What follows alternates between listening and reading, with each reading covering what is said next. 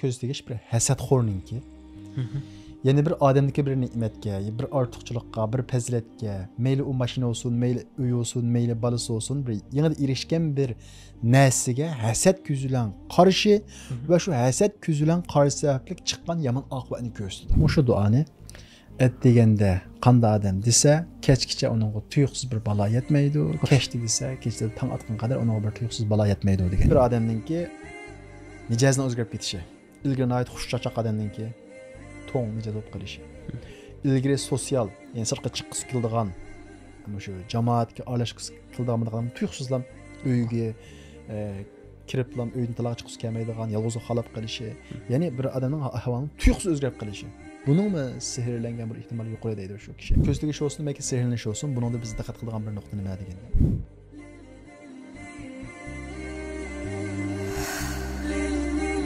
Biz bugün köpünçimiz köp anlagan. Bazılarımız xurapat deb qaraymiz, bazılarımız Qur'ondan dalili va hadisdan dalili va deb qaraydigan.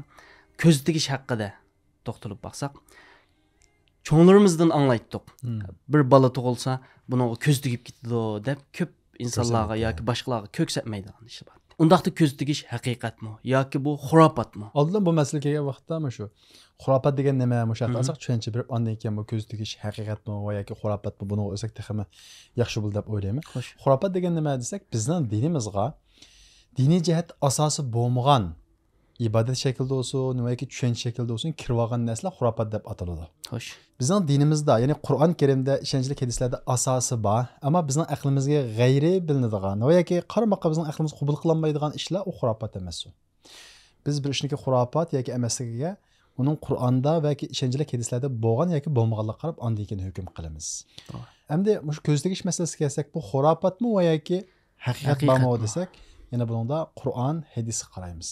Agar Qur'onda, hadisda dalili bo'lsa, bizning aqlimiz qabul qilmasa, u haqiqat. Ama Qur'onda, hadisda dalil bo'lmasa, bizning aqlimiz qabul qilsa-mu, u xurofat, u bir bid'at. To'g'ri. Aqlimizni o'lcham qilib olsak, ma xurofatni ayirishda biz xatalashib ketamiz. Chunki bizningki aqlimiz qabul qilmaydigan, ya'ni aqlimiz uni tushunmaydigan deyli, qabul qilmaydigan emas, tushunmaydigan, ammo biz uning iymon qilgan nurg'ulgan narsalar bor. Farishtalar masalan, osmonni yopqida qanoti bor.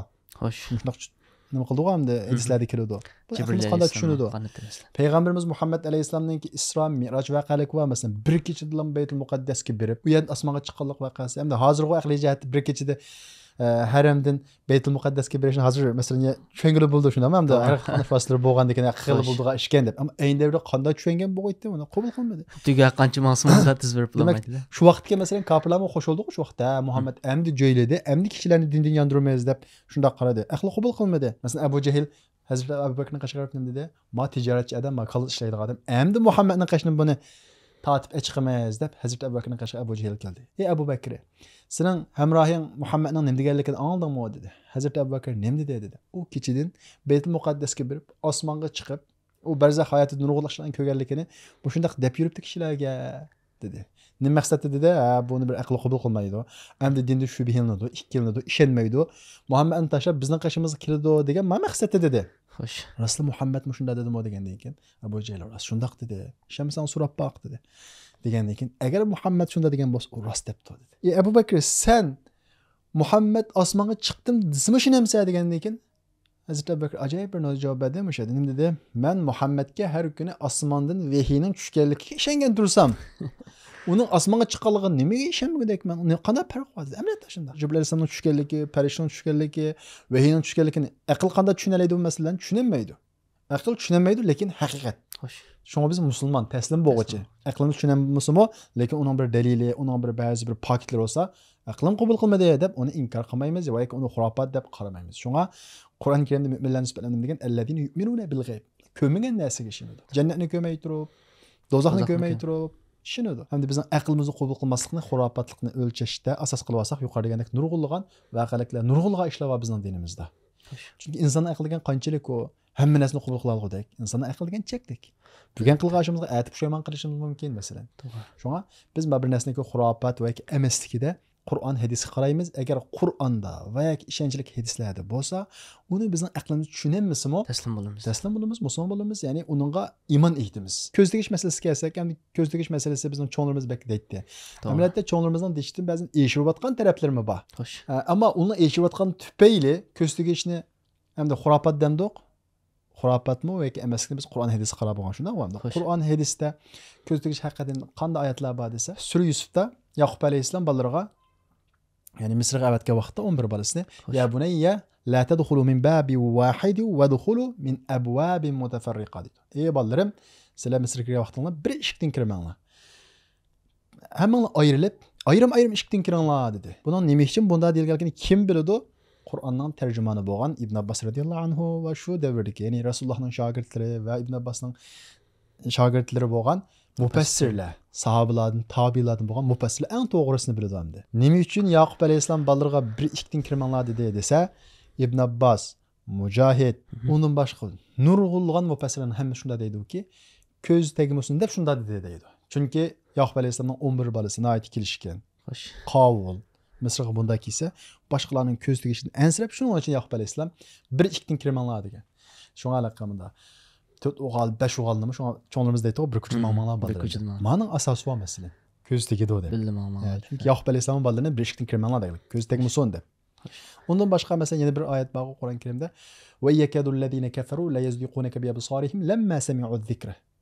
Ular mushriklar Qur'on anlagan vaqtda sen Qur'on o'qigan vaqtida ko'zlari bilan seni yiqitib tas qoladi deydi. Ko'z bilan qanday yiqitdi? Ya'ni bu oyatni mufassirlar ya'ni ko'z silib, hasad o'ti bilan qarab, ya'ni ularning ko'zi sana tegib seni yiqitib tasla qoladi deydi. Ammo tas qoladi deb yiqitanmaydi. Ya'ni azroq Rasulullohga nima g'oyalar bor, bir aram g'oyalar Jibril alayhisalomning kelib ruqiy g'oyalar bor. Ammo mushriklar sana ko'z sog'anti, ya'ni tas qolganini yiqitib keladi deydi. Bu oyatmi shu ko'z tegishga ishorat qiladi. Ondan başqa sura Falaqda mesela "Wa min sharri hasidin iza hasad." Hasad qilguvchininki yomonligidan panoh tilaymizdan ey Muhammad deb Alloh taolo bizga panoh tilashni o'rgatgan bir qancha ishlardi. Shunga qatordan hasad qilguvchining yomonligi. Bu yerdagi hasad qilguvchining yomonligi degan qanday desa, ya'ni hasadxo'r. Qanday odamning ko'ziga do? Hasadxo'r odamniki shu hasad ko'zlan bir narsaga qaragandan keyin u narsaga yoki u jonga yoki u bolaga qana qiladi? Ko'z tegadi. Mushayga panohlik tilashmi? Bu fasl olimlarniki bir qism deydi desa, hasad qilguvchininki shu ko'z silishidan panohlik tilayman deb Alloh taolo bu sura Falaqda bizdan ana shu ko'z tegishdimi panohlik tilashni o'rgatgan deydi. Qur'on Karimda ma oyatlar ko'z tegishniki baliq ishora. Shu kichik bolalarga ko'z tegib ketmasin, Falaq nasni o'qib qo'yinglar degani shu oyatdan. Dal ko'z tegishni saqlanish uchun o'qiladigan bir ruqiylarniki birisi hamdi. Ondan başqa hadisdan bunun qarta delillər var. Məsələn Peyğəmbərimiz Muhammed əleyhissalam sallallahu əleyhi və səlləm bir yüzü tutulub ketgan, öngüb ketgan bir qız dedekni görüb lekində istarqulaha onunğa ruqu yoxub qallar. Və inna biha nazra onun göz tegibdi degan. Demək Peyğəmbərimiz Muhammed əleyhissalam bu hadisdə göz təkallikini bir iqrar qılgan. Ondan başqa ayət uç qılıb Peyğəmbərimiz Muhammed əleyhissalam el-aynu haqqun göz tegish haqiqat. Law kana shay'un sabaqal qadr la sabaqathu deydi. Agar shu qadrning oldiga o'tib ketadigan bir narsa bo'lgan bo'lsa-da, ko'z tegish o'tib ketadi deydi. Demak, ko'z tegish o'tamaydi demakchandi. Ammo ko'z tegish haq deydi. Ondan boshqa Peyğəmbərimiz Muhammed əleyhissalam vaqalikida tarixida, siratida boshqa kishilarga tekkan masala va yoki Peyğəmbərimiz Muhammed əleyhissalam bo'lgan ba'zi bir bi'arimchiliklar. Buni qarasak, Rasulullohning hadisida motivator, ma'na jihatdan bo'lsin, motivator darajasiga yetadigan hadislar bor. Ko'z tegishninki haqiqat ekanligi. Hamda bu ko'z tegish qanday hodisa, buningki mohiyati va yoki masalan, ma'o ko'zning bir narsa chiqamdi, nur chiqamdi, biz buni bilmaymiz. Ammo ba'zi olimlar ko'zning nur chiqadi deb baqirliq, ba'zi olimlar bu ruhninki yana bir ruhga ta'sir qilishi deydi. Xo'sh. Har xil gaplar deyliklik, ammo biz buni bilmaymiz. Demak, Qur'ondan hadisda buningki asosi nihoyat aniq. Dalillar aniq bor. Ammo ilmiy jihatdan masalan, nurg'un kishilar bu ko'z tegishni aql qabul qilmaydi deb qanday masala deb qabul qilmaydiganlar bor. Bak aqlli kishilar bor masalan. Bu o'sha hadis inkorchi, zindiq kishilarning ichida ko'z tegishni qabul qilmaydigan kishilar bor. Amaliyotda bu bizdan tushunmaganligimiz uning haqiqat emasligini bildirmaydi. Chunki bu keyin balki bu ilmiy jihatdan isbotlanib qilishi mumkin. Masalan, parapsixologik deb yana bir nimada endi bir saha var, bu sahanın içida hozir. Mana ikki xil turi bor. Birisi telepati. Yani telepati degan gap, yiroq degan gap, pati degan his tuyg'u, ya'ni yiroqni his qilishni, yani ilmiy jihatda uni isbotlamayapmiz, lekin telepati haqida buni inkor qilmaydi. Masalan, onaninki bolaga bir ish bo'lsa, qalbida bir xil ashuni tuyush. Masalan, ba'zi turmadagi qarindoshlarimiz dadasi o'lib ketgan kunlikda shu kun o'zining aytib beran bo'lganligi sabab uxmaydi o'miz turmay turib shundaymi? Xo'sh. Va yoki chet eldagi ba'zi qarindoshlarimizniki onasi tugab ketgan kunlikda yoki onasi tugab ketgan shu minutda uning bir xil beramchilik bo'lganligi deymiz. Mana bu telepati, yiroqni his qilish. Buni inson tushungan olmaydi. Qanday yiroqni his qiladi uni? Ammo ruh deydigan bir narsa, u ayrim bir dunyo. Ammo shu telepati hozirgi masalan, shu parapsixologiyada deyiladi va munozara qilinadi, da'tlash qilinadi, ba'zilar inkor qiladi, ba'zi ammo reallikda bor bu. Xo'sh, yiroqni his qilish. Undan boshqa masalan telekinezi deb hozir bir narsa, turkcha telekinezi deydi, ammo buni inglizcha atalishi boshqa.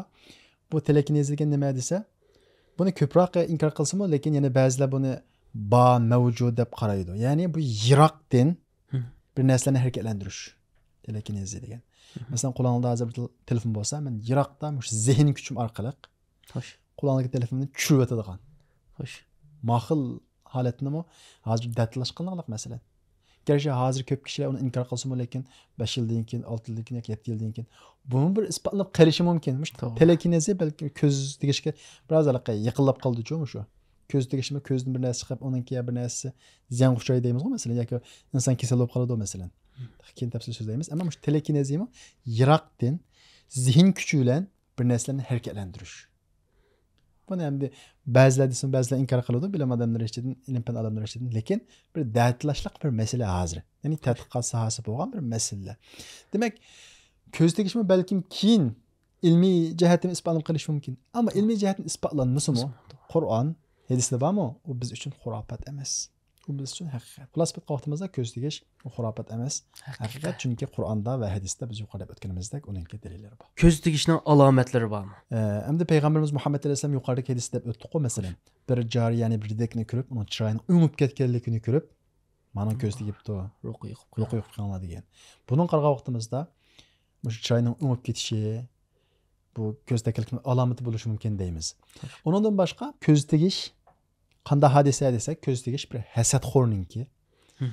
Ya'ni bir odamniki bir ne'matga, bir ortiqchilikqa, bir fazilatga, mayli u mashina bo'lsin, mayli uy bo'lsin, mayli balasi bo'lsin, bir yangi erishgan bir narsaga hasad ko'zi bilan qarashi va shu hasad ko'zi bilan qarash sababli chiqqan yomon oqibatni ko'rsatadi. Masalan, qo'lingizda soat olgan bo'lsangiz, deb shu soatga hasad ko'zim bilan qaradingiz, chiqib chiqqandan keyin ko'zing soatni chiqarib ketsa, masalan, mening ko'zim aytgan bo'lib tekkan bo'ladi. Lekin bir narsa shuni aniq bilishimiz kerak. Ko'z tegishni biz haqiqat desakmi, bu ko'zning tegishi xuddi tapanchada odamni assaq o'lganga o'xshash, kaltakda odamni ursak yaralanganga o'xshash, bu bir sabab. Ammo shu ko'z tegishmi Allohning izni bilan bo'ladi. Alloh yozgan taqdirning sirtiga chiqib ketmaydi. Endi buning alomati desak, ma ko'z tegish hasad ko'z bilan qaragandan keyin bir yomon oqibat kelib chiqadi dedik-ku masalan. Xo'sh. Endi bu yomon oqibat nima desak, har xil kasallar. Mayli ruhiy kasal bo'lsin, mayli jismoniy kasal bo'lsin. Bir odam ko'z tekkan bo'lsa kasal bo'lib qolishi mumkin, beshag'ab qolishi mumkin. Ammo biz bu ko'z tegdimi va yoki amaliy boshqa bir jihatdan badandagi ba'zi bir ilminlarning kamlab ketgan sabablik yoki suvsizlanib ketgan sabablik beshag'adimi masalan. Shunga ko'z tegishni bilishda, uning alomatini so'zlashdan ilgari o'zi mayli ruhiy jihatdan bir kasal bo'lsin va yoki jismoniy jihatdan bir kasal bo'lsin, men ko'z tegibdi deb o'ylamasdan, eng avval men kasallab qoldim deb o'ylab, uning dorosini qilish lozim, dorosini izlash lozim, doktorga borib tekshirish lozim. Dori yeb saqaymasa va yoki doktorlar tekshirib kasal topolmay, sizda kasal yo'q ekan, hammangiz joyida ekan desa, ha, ammo men ko'z tekka o'xshaydi deb men o'ylash lozim. Xo'sh. Men aniq qilish lozim. Bo'lmasa, shu ba'zi bir daxan deymiz, mushularning bozorni tepib ketishi, shu ko'z tegish masalasini ba'zi vaqtda haddidan oshirsak, ya'ni uni to'g'ri tushunmasak, neyimiz og'asa ko'z tegib deb unga sabab qilmay, ko'z tegmagan bo'lsa, uni ko'z tegi deb o'ylab, daxallarning bozorini chiqaradigan, dorini xato izlaydigan ish kelib chiqadi. Shuning uchun ko'z tegish masalasini ikkinchi qilib o'ylashimiz. Birinchi qilib o'ylashimiz uning sababini izlash, doktorga borib tekshirtish, agar ruhiy jihatdan kasallik bo'lib qolsa, uni psixologga ko'rinish. Doktorlar, psixologlar ojiz kelgandan keyin, kasal topolmagandan keyin unda bo'lsa bu yerda ko'z tegish ehtimoli yuqori bo'lgan bo'ladi. Endi ko'z tegsa bay degandek ya jismoniy kasallaydi, ya besh og'riydi masalan, yoki ruhiy kasallaydi, ba'zan tushkunlikni ko'z tegishdan bo'lishi mumkin masalan. Eng yuqorisi o'limgacha olib boradi. Payg'ambarimiz Muhammad alayhisalom dedi: "Innal ayna la tudkhilur rajul al-qabra." Ko'z tegish odamni qabrga kirgizadi. Ya'ni odamning o'limiga sabab bo'ladi dedi. Ko'z tegishning alomati bay degandek chiroyi o'ngib ketish deymiz, yoki bir kasal bo'lib qolish, voyaga tuyuqsi putisim ketish deymiz masalan. Mahal holatlarda bo'lishi mumkin. Ya'ni ko'z tegish odam badanida bo'lgan ikki xil kasallikning hammasi bo'ldi. Ruhiy kasallik, jismoniy kasallik. Har xil shakldagi kasalliklar bo'ladi. Ammo biz yuqorida o'tganimizdek Allohga tavakkul qilish lozim. Ko'z bevosita Allohning iznisiz tegmaydiganligiga ishonish lozim. Shundaqla ko'z tegdim deb qarashdan ilgari doktorlarga ko'rinish lozim. Uning dorisini topolmay doktorlar ojiz kelgandan keyin uning ko'z tekkan bir ehtimoli yuqoriladi. Ondan keyin ko'z tekkan odam o'qiydigan ruqiylarni biz tuanda sizlaymiz masalan. Ularni qilish lozim. Bo'lmasa 5 tillamanda men ko'z tekkan o'xshaydi deb o'ylab olsa, yana shu ba'zi bir patqoqlardan chiqolmaydi, ba'zi ishlar xatolikqa sabab bo'lib qoldi. Xo'sh, undaqda insonga o ta'sir etgan soatni deb o'tdingiz. Masalan, bir kishi mashina deb yaram mashina birini. Bu narsalarga ko'z tegamdi masalan, Instagramlarda taqib uni men manda mashina oldim, yo'q deb. Agar inson ana shundaq payg'ambarimiz Muhammad alayhisalom boshqalarning ko'z tegmaslik uchun bizga o'rgatgan duolarni, zikrlarni o'qimasini kishilarga shundaq ko'z qilsak, ko'z tegish e'tibor yuqori bo'ladi. Masalan, Hazrat Usmon radhiyallohu anhu chiroyli bir balni ko'rib, uningki shu zanqiga qarshi ketib qo'yganlar, ya'ni qizonning qarasida sizib qo'yganlar. Uning ko'z tegib ketmasin degan. Buning aksicha chiroyli narsalarimizni ko'z qilish, kishilarga uni shundaq maqtash va yoki masalan o'zing farzandlarimizning yaxshi bo'lgan kishilarni ko'z qilish bu ko'z tegish sabab bo'ladi. Ko'z tegish hasad bilan qarash bilan birga zo'qinib qarashdan tegadi. Xo'sh. Bolasi qilmagandan ko'z tegib qoladi. Zo'qinib qarab unga deydigan mashallah tabarakallah demasa, masalan, unga ruqiylarni, o'sha degan kashki zikrlarni o'qimasa, ko'z tegib qoladi. Masalan, o'zini ko'z tegadi hatto. Xo'sh. Ayolning birisi ko'z tegadi masalan. Ajab bizning turmushimiz ajab bir g'amsiz, ajab bir xushal deb o'ziga zo'qinib, mashallah tabarakallah demasdan masalan. Xo'sh. O'ziga zo'qinib kelib qolsa, ko'z tegishi mumkin. Undaq ko'zi yomon odamni bilgilamdi. Ko'zi udul tegadigan ba'zi odamlar. Haqni ko'zi qarab, madani ko'zi makan deb. Ko'zi tegadigan odamni o'zi bilishi mumkin shu odam. Ko'zim yomon debchi masalan. Ko'p allarda biladi. Endi bizning burunqi mahallamizda masalan planning ko'zi yomon jumu deb qo'ygan ishlar bor masalan. Ammo shu odam o'zi bilishi mumkin, ammo ko'zi yomon odamni belgiladigan bir alomat Qur'onda va hadisda so'zlanmagan. Shunga bunda odamning ko'zi yomon demaymiz. Ammo bir narsani deyalaymiz. Ko'zi yomon odamningki hammasi eski emas. Ya'ni eskiligini bildirmaydi. Chunki ko'z tegish hasaddanmi bo'ladi, zo'qinishdanmi bo'ladi. Bak omroqlikdanmi bo'ladi. Shunga unda alomati yo'q. Undaqda bu ko'z tegishdan qanday saqlanamiz? Saqlanishning usullari bormi? Endi bir narsaga ko'z tegmasin desak, qildigan ishlar bor. Birinchisi, agar biz o'zimizga va yoki olgan mashinamizga va yoki uyimizga har qanday bir narsamiz ko'z tegishdan ansirasak, unga barakat tilash. Payg'ambarimiz Muhammad alayhisalom: "Iza ra'a ahadukum ma yu'jibuhu fi nafsihi aw malihi falyubarrik alayhi." O'zida, melida zo'qlandiradigan bir narsani ko'rsa, sizlarning biringlar falyubarrik alayhi. Unga barakat tilasin deydi. Shunga meli balimiz olsun, uyimiz olsun, shunday ensirsak bir narsa ko'z tegishdan Payg'ambarimiz Muhammad alayhisalom bu ko'rsatmasiga asosan barakat tilashimiz lozim. Alloh barakat bersin yoki tabarakallah deganga o'xshagan. Va shundaqla mashaalloh deyishimiz lozim. Qur'on Karimda bu haqda oyat bor. "Walavla iddakhalta jannataka qulta mashaalloh." Sen shu beg'in kirgan vaqtda mashaalloh deyish haqida bu oyat shuningga dalolat qiladi. Shunga o'zimizda, melimizda, mashinamizda va yoki bolalarimizda o'zimiz zo'qlanib yoki bir xushal bo'lib, uningdan bir xil huzur olgan vaqtimizda mashaalloh tabarakallah buni deyishimiz lozim. Sahl ibn Hunayf deydigan bir sahabi dadisining tiriska nəhayət bir zo'qinib qaraydi-da. Dümbisi eslgan holatda ko'rib, bu dadamning tirisi nəhayət oqgan deb shundaq bir zo'qinib qaraydi. Uzoq o'tmaylam bu sahabi kasal bo'lib qoladi. Rasulullohning qashqa qilgan nima ish bo'ldi degan mana ish bo'ldi. Kimdan bir qanday bir ish o'ylaysizlar degandan keyin shu Sahl ibn Hunayf men shundaq degan ideyim degandan keyin alama taqtul akhakum. Nimda bu zalın qarindishini o'ldiribsizlar. Shunaqo. Ko'z silib o'ldiribsizlar. Uningga bir barakat tilasanlar bo'lmamdi.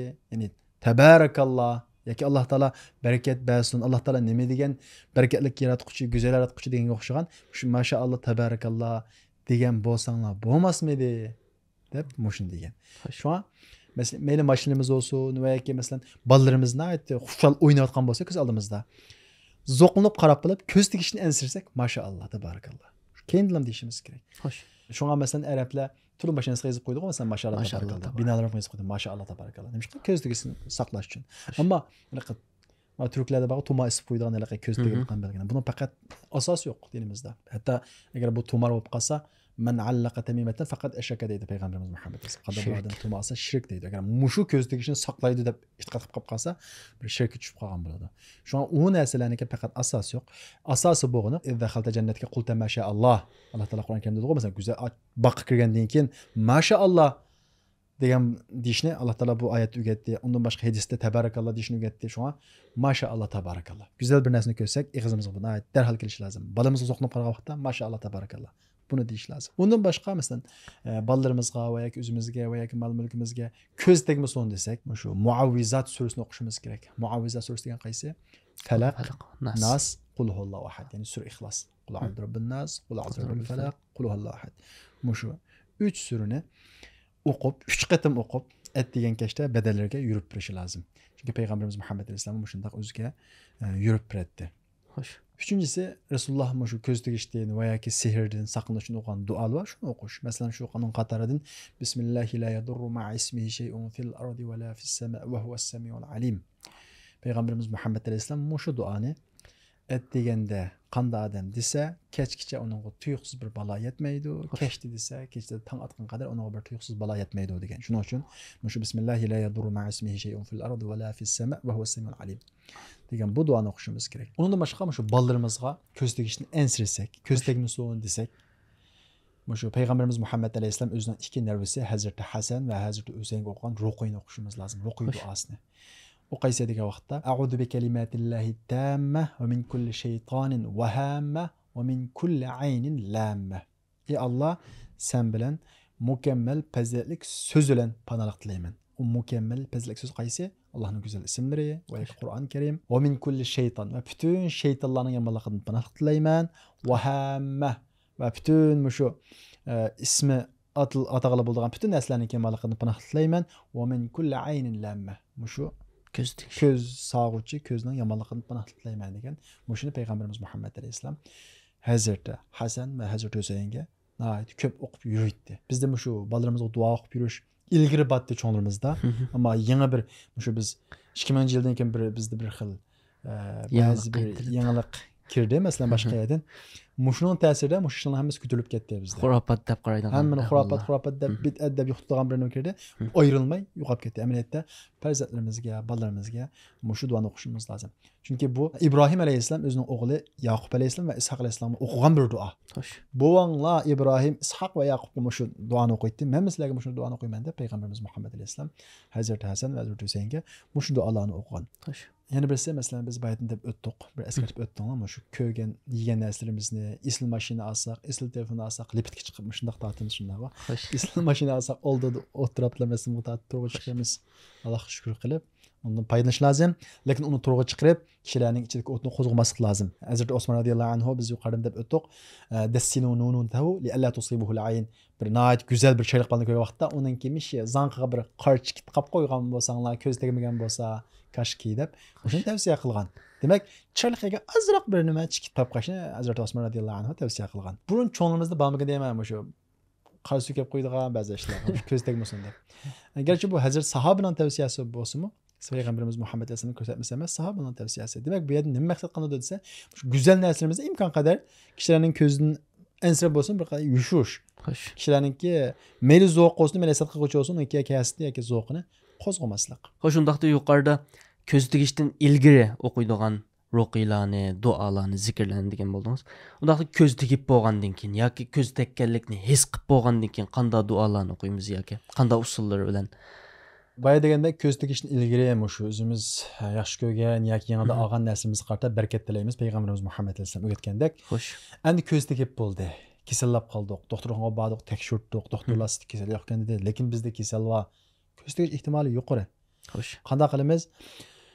Aldı bilan birinchidan shunga ishonamizki, Allohning iznisiz hech qanday bir narsa tarilmaydi, hech qanday bir narsa bizga ziyon sololmaydi. Xo'sh.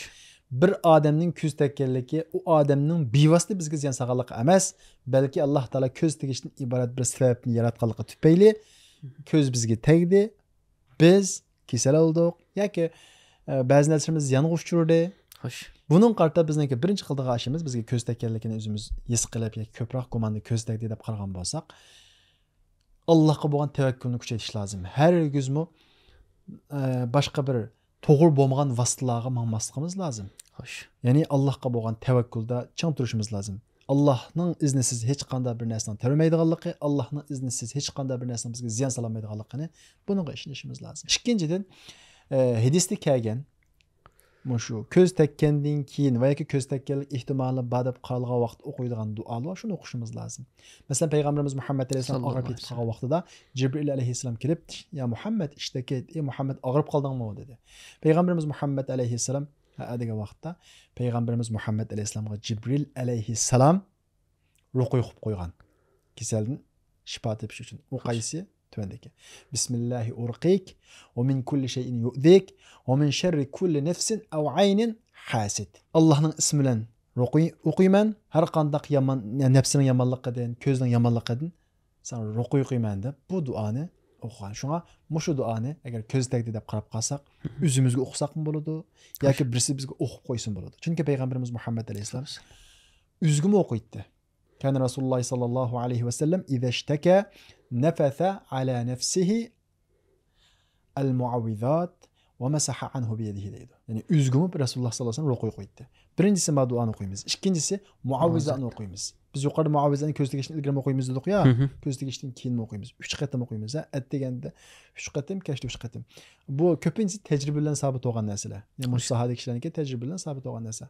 Yani muavvizat dediğimiz yani bir qatim eskersek kul a'udhu rabbin nas, kul a'udhu rabbil falaq ve kul huvallahu ahad. Bu qisqa 3 surani 3 qatim o'qib bedenimizga yürüyemiz. Çünkü Peygamberimiz Muhammed Aleyhisselam İza marida ahadun min ahlihi nefetha aleyhi bil muavvizat deydi.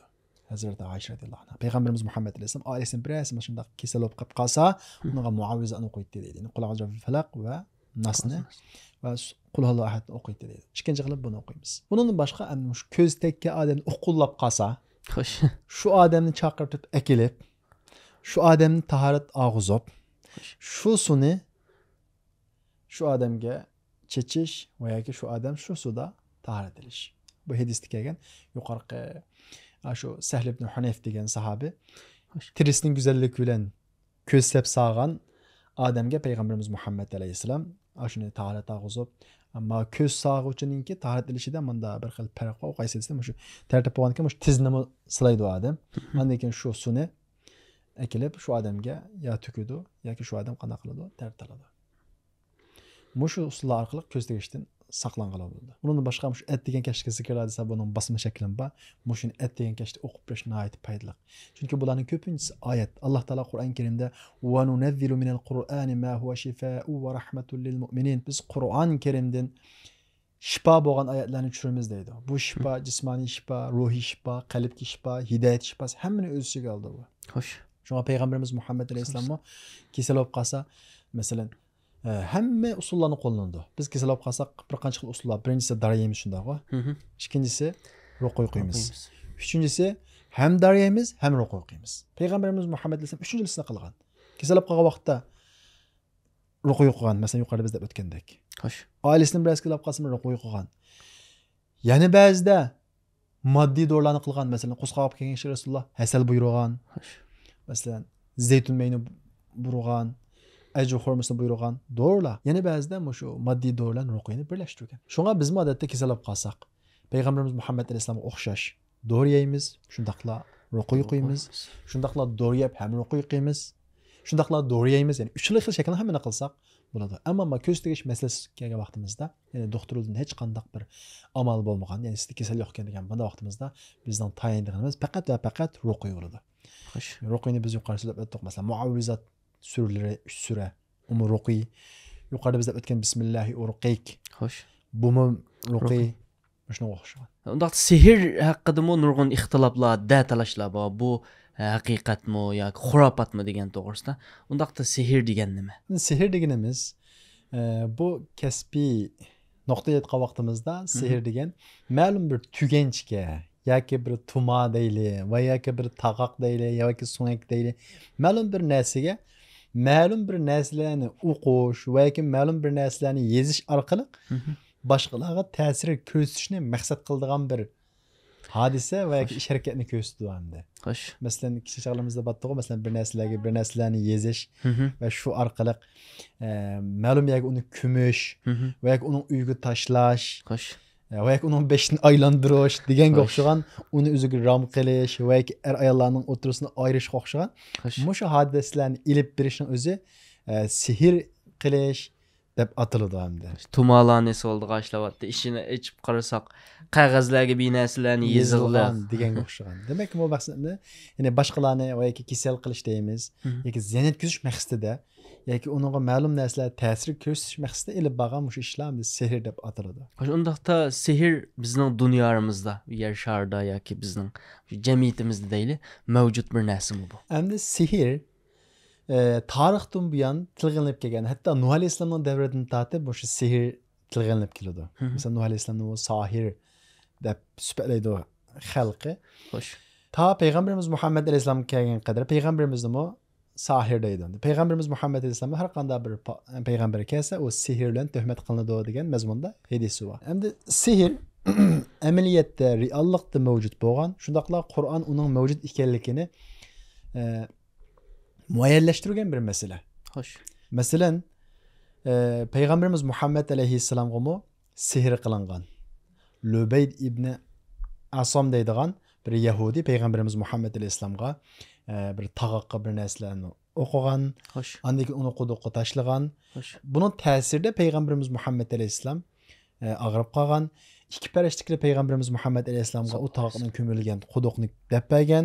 Payg'ambarimiz Muhammad alayhissalom sahobalar bilan birib qaragandan keyin u quduqning suyining rangi o'zgarib ketgan. U vaqt qaytib ketib, yana bir hadislardan naql qilinishicha payg'ambarimiz Muhammad alayhissalom sahobalarni avatkizib, u taqoqni u yerdan chiqarib elevatgandan keyin payg'ambarimiz Muhammad alayhissalomning ahvoli yaxshilangan. Ya'ni payg'ambarimiz Muhammad alayhissalomga sehr qilingan.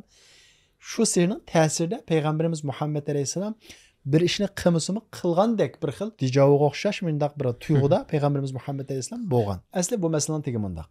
Bilganimizdek Sulaymon alayhissalomga jinlarni bo'ysunish, ularni kontrol qilish huquqi berilgan Sulaymon alayhissalomga.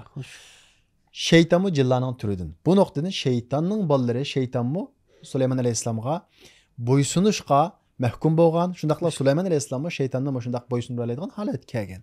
Aslida bu şu cilladın bolgan şeytanlar, yani şeytanın tegi jinning qatoridan. Jillarning qatori shundaq bir turlari borki, osmonga chiqalaydigan va osmondagi vahiyni tingshalaydiganlari bo'lgan. Ular osmonga chiqib, ana shundaq vahiylarni tingshagan, shundaqla ba'zi bir narsalarni tingshab, shu narsalarni yezib echirgan va shundaqla shu narsalar orqali o'sha shaytonlarni ishq silib insonlarga ziyon yetkazmoqchi bo'lgan va shundaqla ziyon yetkazishga tirishgan.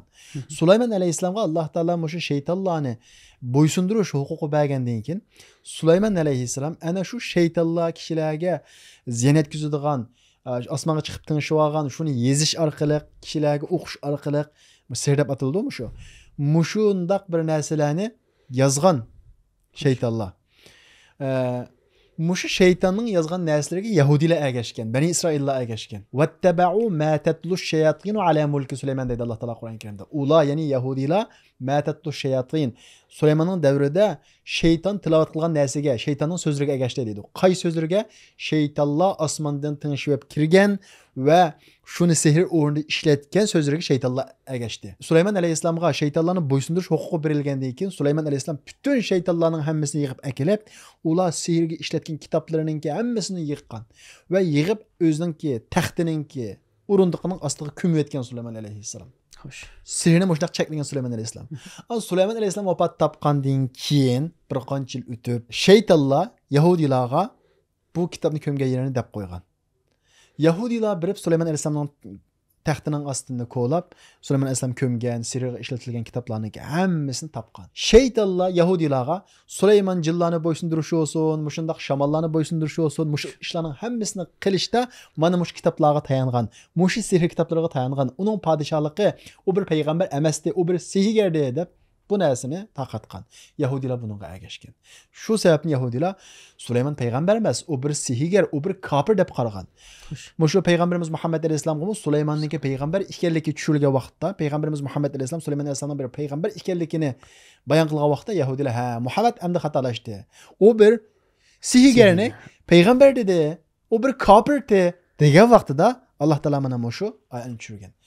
وَاتَّبَعُوا مَا تَتْلُو الشَّيَاطِينُ عَلَى مُلْكِ سُلَيْمَانَ. U Yahudilar şeytanın sözleriga ergashdi. وَمَا كَفَرَ سُلَيْمَانَ. Süleyman kafir emas. U Yahudilar iddia qilgandek Süleyman kafir emas. وَلَكِنَّ الشَّيَاطِينَ كَفَرُوا.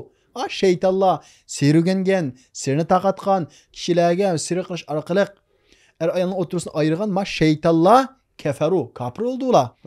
deb ma orqali Alloh taolo Yahudilarning iddaosiniki yolg'on ekanligini, asos ekanligini o'ttirib qo'ygan. Demak, sehr ana shu kitoblardan kelgan bo'lish ehtimoli yuqori. Tarixiy manbalar qaragan vaqtimizda. Xo'sh. Ya'ni uning tag manbai shu shaytonlarningki, jinlardan bo'lgan shaytonlar osmonga chiqib ba'zi bir vahiylarni tinglab, shu vahiylardan foydalanib, shaytonlarni ishq silib kishilarningki vasvasi xiyoliga ta'sir qilib, shundoq sir qilib o'ynagan va shundoqlar mushjatdan nurg'un ba'zi narsalarni yozgan. Bu narsalarni Sulaymon alayhisalom o'zining taxtiga ko'mgan. Sulaymon alayhisalom vafot topgandan keyin u yana ko'lab chiqib Yahudilar terrorni tashib etib, ana shu kitoblarga ergashgan va shu kitoblar orqali sehrni atrofga taqatgan deymiz. Ya'ni sehrning tarixiy qisqacha tarixi mushu. Demak, biz yuqorqi oyatdan sehrninki azroq tarixiy arxiv ko'rinishini his qila olamiz. Shundaqla sehr ko'rinishinki bir kufrga boradiganligini o'rganamiz. Alloh taolaning tushirgini, xo'sh, sehrmi yoki sehr emasmi deganda olimlar har xil qarashlar va ba'zi olimlar deydi, sehr deydi. Ya'ni Alloh taolo Harut va Marutga sehrni tushirgan deydi. Ammo bu Harut va Marut har qanday bir odamga buni o'rgatmoqchi bo'lsa, bu bir imtihon. Fala takfur, kafir bo'lmanglar. Ya'ni sehrni kishilarga ziyonkashlik qilib ishiltib va yoki buni kishilarning yomon tarafiga ishiltib va yoki mush sehrga itqat qildirib kafir bo'lmanglar deb mushunda deb bo'lgandikin ondan keyin o'rgatgan. Ya'ni buni bir imtihon ekanligini o'rgatgan deydi. Ya'ni ba'zi bir muasir olimlar bir yerda ko'rdim buni. Mushu Harut va Marutga tushirgani bir kuch deydi. Xuddi bugungi kunimizdagi fan texnikaga o'xshash. Bir kuch u. Harut va Marutga o'xshash. Sehr emas, kuch deydi. Vallohu a'lam. Ammo oyatning siyoqidan qaragan vaqtimizda u xuddi sir bo'lsin yoki bo'lmasin, xuddi sehrga o'xshash darajadan tashqari bo'lgan bir ish, bir imtihon qilish ustidan tushirgan. Demak, mana bu sehrninki qisqacha tarixi. Buni qaragan vaqtimizda Qur'on Karim bu sehrning bir mavjud ekanligi, uning bir ta'sir qildiganligi buni ko'rsatdi. Shundaqla Qur'on Karim yana shu oyatda وَمَا هُمْ بِضَارِّينَ بِهِ مِنْ أَحَدٍ إِلَّا بِإِذْنِ اللَّهِ. To'g'ri, sehr ta'sir qiladi. Sehr orqali erlan ayolning o'tirisini ayirg'ili bo'ladi. Ammo ashlarning hammasi Allohning iznidan bo'ladi. Masalan, bugungi kunimizda masalan fan texnika olsak, shu telefon, ba'zi aloqa vositalari orqali ayolning o'tirisi aylanadi, aylanmamdi? Aylanadi. Aylanadi. Sehrda mana shunday aylanadi. Hammasi Allohning irodasidan bo'ldi-ku. Xo'sh. Dal shuningga o'xshagan sehrmi mavjud, haqiqat. Ba'zi ayollarning o'tirisini oilni buzg'ilib bo'ladi, ta'sir qiladi. Ba'zi insonlarningki xiyoliga ta'sir qilib bo'ladi, lekin hammasi va mahum bidarrina bihi min ahad illa. Allohning izni bilan bo'ladi. Taqdirning ichida bo'ladi. Allohning ruxsati bilan bo'ladi. U bir sabab sehrmi. Bu nuqtadan biz sehrninki mavjud ekanligi va shundaqla buning Qur'on Karim asos bor ekanligi, shundaqla biz yuqorida so'zlab o'tganimizdek payg'ambarimiz Muhammad alayhisalomga bir yahudininki sehr qilganligi bu dalillar bilan ko'ramizki sehr mavjud, haqiqat, xurofot emas. Undaqda sehr mavjudkan. Undaqda bu sehrni bizga qilgan sehrni, ma'lum birisi bizga sehr qildi deyli, nima bilan qilsa qilsin. Buni qaytarish uchun biz sehr o'rgansak bo'lamdi. Bununda olimlar, ko'p sonli olimlar birdek sehr o'rganishni xato deydi. Chunki yuqorqi oyatda dedi, sehr o'rganish bir kufrlik. Ammo Hanbali mazhabidagi qisman olimlar shu sehrni qaytarish, ya'ni manfaat uchun boshqalarga sehr qilish emas, o'rgansa bo'ladi deydigan olimlar bor, ammo ko'p sonli olimlar bu sehr o'rganishni mutlaq kufrlik qilib boradi deydi. Bu to'g'ri emas, xato deb qaraydi. Undaqda bizga yetgan sehrni qanday bila olamiz? Ya'ni sehrlanganligimizni qanday uqalaymiz? Hamda mush sehr masalasida xuddi ko'z tegish masalasiga o'xshash ko'p hollarda shu ko'p turib o'tadiganlar bor. Masalan, bir o'g'ilning to'yiga chiqib ketsa yoki bir qizning to'yiga chiqib ketsa, siz sehrlanibsiz. Shuni to'yingiz bo'lmabdi, shuni qiz topolmabsiz. Va yoki sizning to'yingiz shunga kechikib ketibdi deb Her qanday şey olsa şununla bağlaydigan ve şundaqla bazı kişiler muşundaq qilish orqali uni bir jon baqish yo'li, ya'ni ki mesela dua qilib qo'yay, ruqi o'qib qo'yay, sernisini yishib qo'yay deb shundaq xurofotlikqa yo'l ochadigan ishlar bor. Amaliyotda biz sehrlanganligimizni bilish uchun eng avval o'zimizda bir o'zgarish bo'lgan bo'lsa, yoki kasal bo'lgan bo'lsak masalan, va yoki boshqa bir meni qanday ish olsun o'zimiz sehrlandik deb gumonlanishdan ilgari uning dunyodagi moddiy sabablar haqida izlaymiz. Masalan, kasal bo'lgan bo'lsak, avval doktorxonaga tekshiramiz unda. Xuddi ko'z tekkanga o'xshash. Doktorlar va yoq hammangiz joyida ekan degan bo'lsa, ya'ni shundoq turib bizda bir xil shu bir xil o'zgarish yoki shu kasallik bo'lgan bo'lsa, undan keyin men sehr tekkan bo'lishi mumkin va ko'z tekkan bo'lishi mumkin deb o'zimizga diagnoz qo'ysak bo'ladi. Undan boshqa shu ayollarningki shu tuyuqsiz xushal, inoq o'tayotgan oilaniki buzilib ketishi masalan. Xo'sh. Yoki buzilib ketish qarab mengishi bo'lmi, balkim sehrlangan bo'lish ehtimoliga yo'l ochadi. Amaliyotda buning psixologik taraflari va amaliyotda. Xo'sh.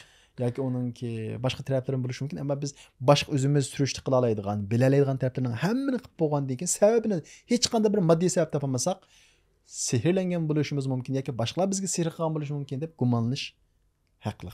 Chunki sehrninki eng ko'p qo'llangan taraf qaysi? Qur'on karim degandek va yata'allamuna minhuma ma yufarriquna baynal mar'i va zawji. Ular Harut va Marutdan er bilan ayolning o'rtasini ayiradigan narsani o'rgandi deydi. Mush sehrni qanday qiladi? O'rgandi nima uchun? Er bilan ayolning o'rtasini ayirish uchun. Mush turmushning buzilishlariga ko'p hollarda mush sehr bo'lib mush Xudodan qo'rqmaydigan mushundaq ba'zi bir kishilar va ba'zi bir hatto ayollar va ba'zi ayollarni erdan ayiradigan. Ba'zi erlar va ayollarni ayiradigan.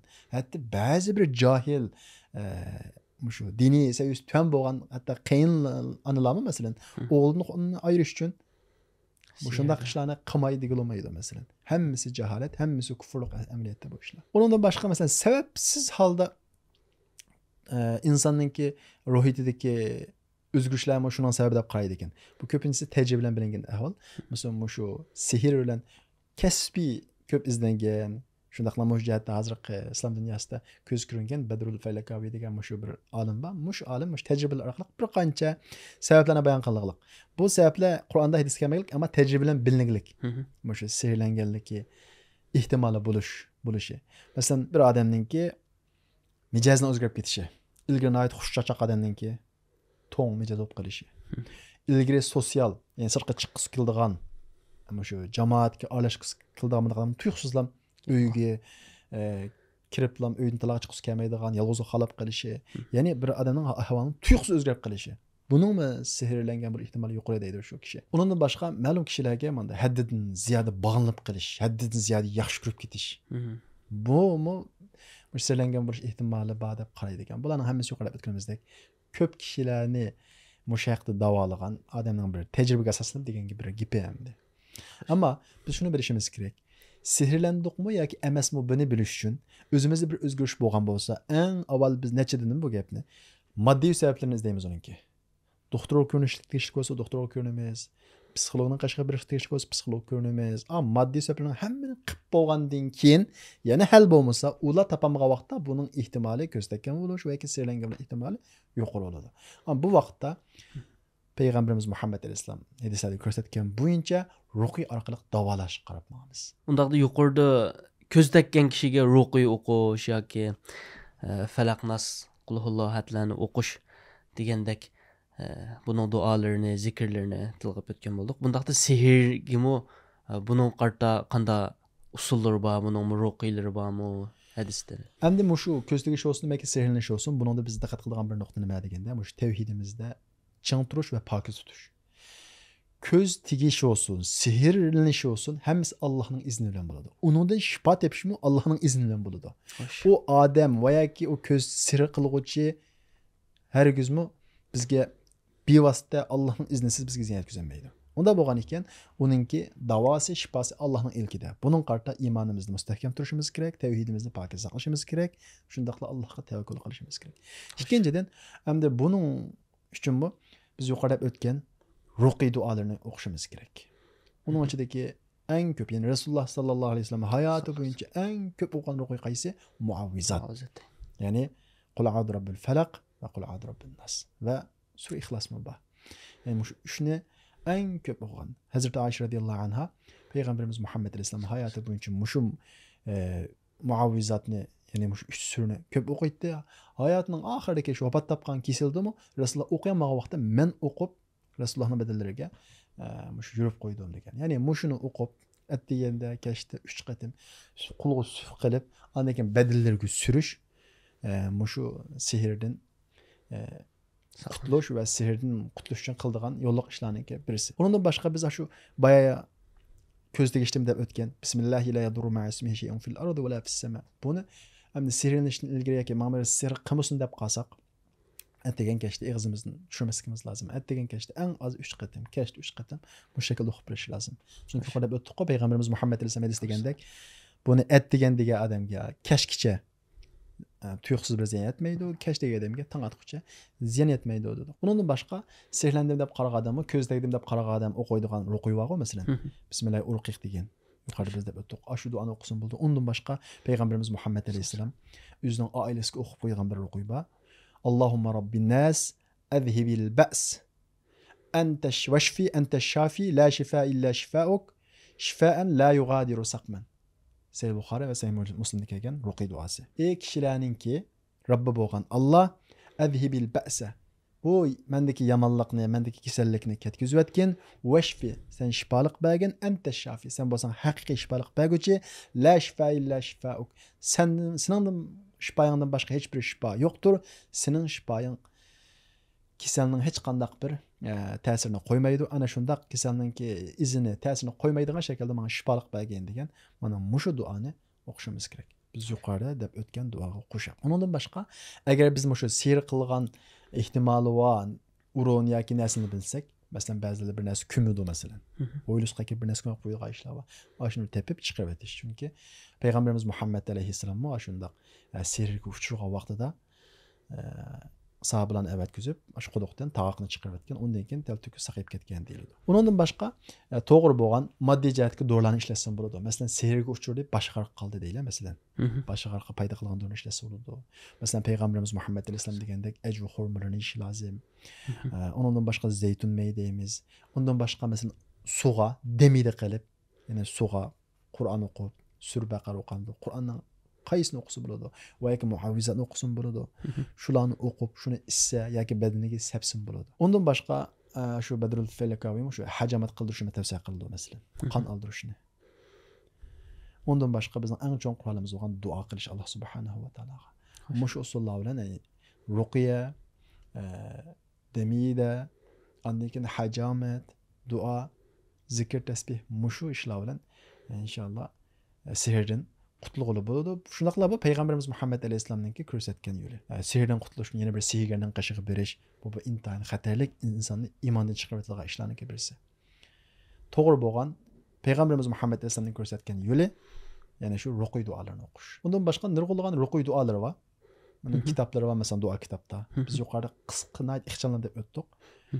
Shularni tepib, atdigan kashda o'qisa, shundaqla atdigan kashda zikrlar bor.